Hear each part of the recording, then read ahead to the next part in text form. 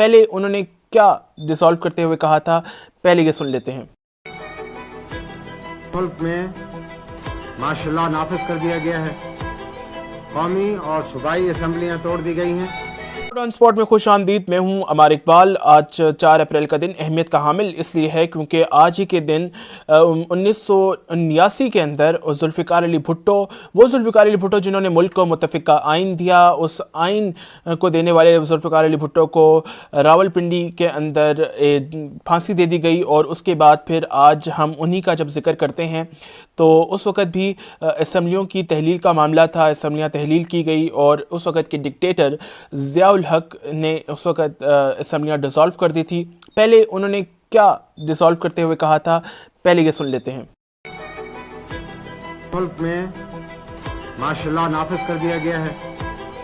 قومی اور صوبائی اسمبلیاں توڑ دی گئی ہیں۔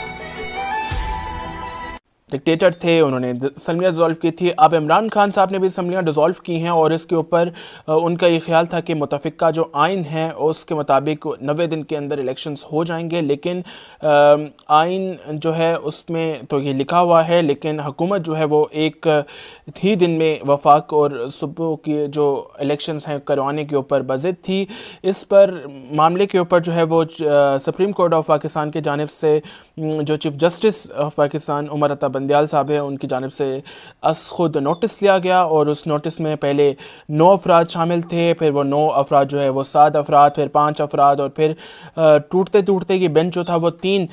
ججز پر مشتمل رہ گیا، جس کی سربراہی chief justice of Pakistan justice Umar Ata Bandial کر رہے تھے، اور ساتھ ان کے جسٹس منیب اختر اور جسٹس اعجاز الاحسن صاحب 2 ججز شامل تھے۔ جبکہ جو فیصلہ ہے اس کی آج جو ہے وہ سنا دیا گیا ہے، اور اس فیصلے میں جو الیکشن کمیشن آف پاکستان نے صوبوں کے الیکشن کو جو انتخابات تھے ان کو ڈیلے کرنے کے لیے 8 اکتوبر تک کی جو دوبارہ تاریخ دی تھی 30 اپریل سے ہٹ کر کے، اس کو کالعدم قرار دے دیا گیا ہے، اور سپریم کورٹ نے اب جو نئی تاریخ کا اعلان کیا ہے وہ 14 مئی کو پنجاب کے اندر ضمنی انتخابات کرانے کا حکم دے دیا ہے، اور اس کے لیے انہوں نے حکومت کو بھی پابند کیا ہے کہ وہ 21 ارب روپے جو ہے وہ الیکشن کمیشن آف پاکستان کو 10 اپریل تک جمع کروائے، اور پھر 11 اپریل کو جو ہے وہ الیکشن کمیشن جو ہے وہ بتائے کہ حکومت نے کیا انہیں پیسے دیے ہیں، اور اس کے بعد جو ہے وہ سارے انتظامات کرے۔ انہوں نے نہ صرف فیصلہ دیا بلکہ انہوں نے پورا اسکیجول دے دیا ہے۔ سپریم کورٹ آف پاکستان نے آج الیکشن کمیشن آف پاکستان کا کردار ادا کیا۔ وہ الیکشن کمیشن آف پاکستان جو کہ انڈیپینڈنٹ ادارہ ہے، لیکن آج ہمیں دیکھا کہ اس پر انہوں نے نہ صرف باقاعدہ ڈیٹس دی کہ کب فارم جمع ہوں گے، کب جو ہے وہ پیسے جمع ہوں گے، اور کب جو ہے وہ سارے معاملات طے ہوں گے، اس کے بعد الیکشنز کی بھی تاریخ انہوں نے دی، اور اس پر جو ہے سخت رد عمل بھی سامنے آ رہے ہیں پی ڈی ایم کی جماعتوں کے حوالے سے۔ وفاقی کابینہ نے جو ہے وہ اس فیصلے کو مسترد کر دیا ہے، اور اب سے کچھ ہی دیر پہلے جو ہے وہ مسلم لیگ نون کے جو لیڈر ہیں جناب نواز شریف صاحب، انہوں نے لندن میں پریس کانفرنس کی، اور انہوں نے کہا ہے کہ 3 ججز کے خلاف سپریم جوڈیشل کونسل کے اندر ریفرنس دائر کیے جائیں، کیونکہ یہ ان کا فیصلہ نہیں بلکہ ان کے خلاف چارج شیٹ ہے۔ اس فیصلے کو انہوں نے چارج شیٹ کے طور پر دیتے ہوئے ریفرنس دائر کرنے کا جو ہے وہ مطالبہ کیا ہے اپنی حکومت سے، کیونکہ شہباز شریف صاحب کی حکومت ہے، اور دوسری ہی طرف فواد چودھری صاحب نے مریم نواز صاحبہ کے ٹویٹ پر جو ہے وہ جواب دیا ہے۔ پہلے مریم نواز صاحبہ نے کیا ٹویٹ کیا تھا کہ آج کا فیصلہ سازش کا آخری وار ہے، جس کا آغاز آئین کو ری رائٹ کر کے پنجاب حکومت پلیٹ میں رکھ کر بینچ کے لاڈلے عمران کو پیش کی گئی، اور کہ لو بیٹا توڑ دو تاکہ ہم جیسے سہولت کاروں کی موجودگی اور نگرانی میں تمہیں دوبارہ سلیکٹ کیا جائے۔ اس پر رد عمل دیتے ہوئے فواد چودھری نے لکھا کہ میڈیا جب کسی عسکری ادارے کے خلاف اس طرح کی زبان نشر نہیں کر سکتا تو پھر سپریم کورٹ کے معزز ججز صاحبان اور ان کے اقدامات پر ایسی بکواس کی اجازت کیسے ہے؟ کیا یہاں انصاف کا ترازو برابر نہیں ہونا چاہیے؟ اس پر مزید بلاول بھٹو نے بھی آج افطاری سے پہلے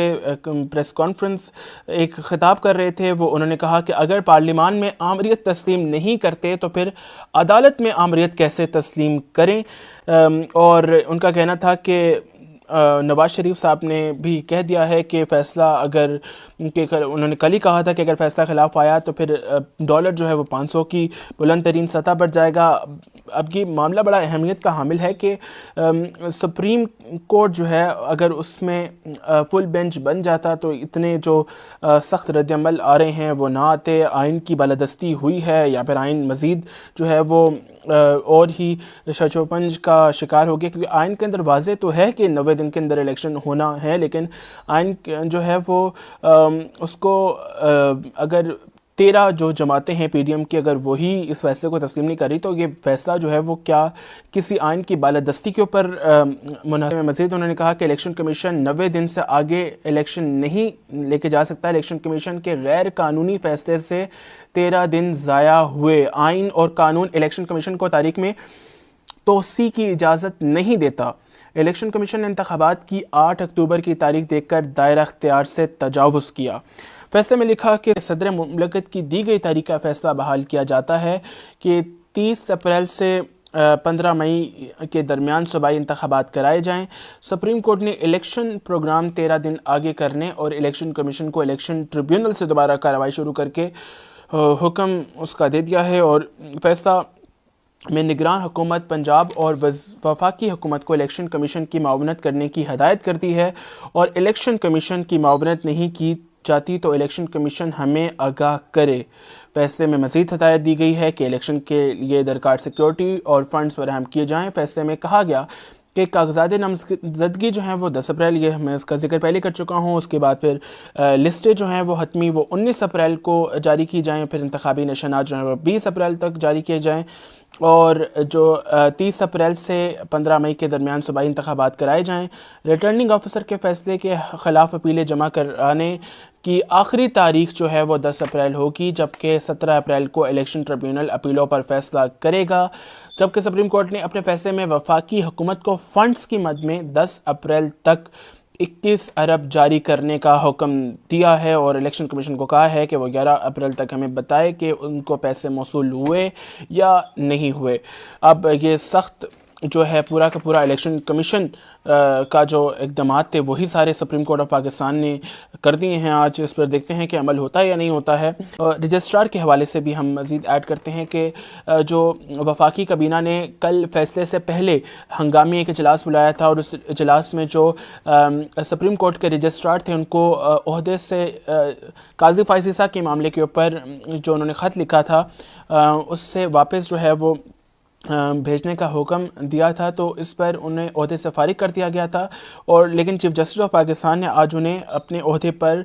کام جاری رکھنے کا جو ہے وہ حکم صادر کیا ہے۔ انہوں نے کہا کہ بھی آپ کام جاری رکھیں، ابھی جو ہے وہ آپ کہیں نہیں جا سکتے۔ قاضی فائز عیسیٰ نے جو حافظ قرآن کو 20 نمبر دینے کے معاملے کا کیس تھا اس پر دوبارہ سے آج چیف جسٹس آف پاکستان نے اس فیصلے کے اوپر 6 رکنی بینچ بنایا اور اس فیصلے کو ختم کر دیا ہے۔